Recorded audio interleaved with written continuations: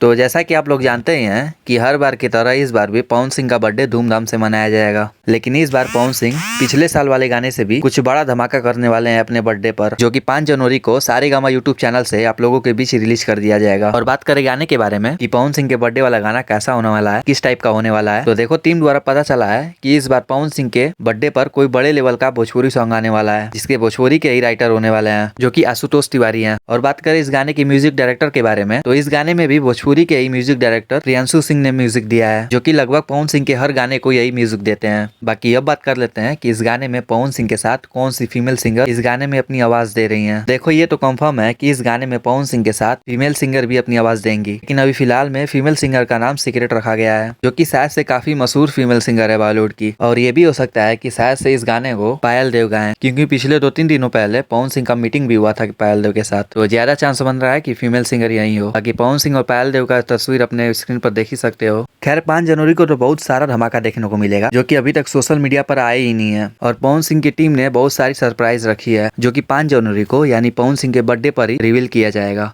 तो खैर यही था छोटा सा अपडेट इस वीडियो में। अच्छा लगा हो तो जरूर लाइक कर देना, बाकी चैनल को भी सब्सक्राइब जरूर कर लेना, क्योंकि पवन सिंह के बर्थडे इवेंट को लेकर बहुत सारे अपडेट आएंगे इस चैनल से। तो जानकारी के लिए चैनल को सब्सक्राइब कर लेना।